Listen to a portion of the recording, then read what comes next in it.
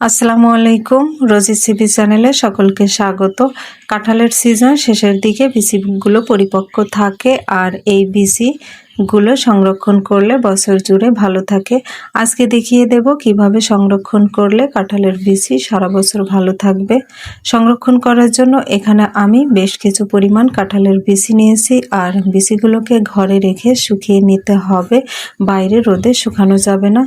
আমি কিছু ফেটে যাওয়া বিচিও নিয়েছি পরীক্ষা করার জন্য যে এই পদ্ধতিতে ফেটে যাওয়া বিচিও ভালো থাকে কিনা। এবার এখানে দেখুন আমি ভেজা কিন্তু ঝরঝরে মাটি নিয়েছি। মাটিতে কোনো পানি থাকা যাবে না। আশা করি দেখে বুঝতে পারছেন কেমন মাটি নিতে হবে। বালি নেওয়ার কোনো প্রয়োজন নেই, শুধু মাটি হলেই হবে। এবার দেখুন এখানে আমি একটা মাটির হাঁড়ি নিয়েছি। মাটির কলস, হাঁড়ি বা যে কোনো পাত্র নিলেই হবে। আর এর সাথে একটা ঢাকনা নিতে হবে। ঢাকনাটা যেন মাটির পাত্রের মুখে ভালোভাবে অ্যাডজাস্ট হয়, এতে পাত্রের মধ্যে পানি ঢুকতে পারবে না। মাটির পাত্রটা অবশ্যই শুকনা হতে হবে। এখন এই পাতিলের মধ্যে আমি কাঁঠালের বিচিগুলো দিয়ে দিয়েছি, উপরে সেই ঝরঝরে মাটিগুলো দিয়ে দিয়েছি। মাটি খুব বেশি পরিমাণে দিতে হবে না, মাটির নিচে হাত দিলেই যেন কাঁঠালের বিচিটা হাতে পাওয়া যায় সেই অনুযায়ী মাটি দিতে হবে।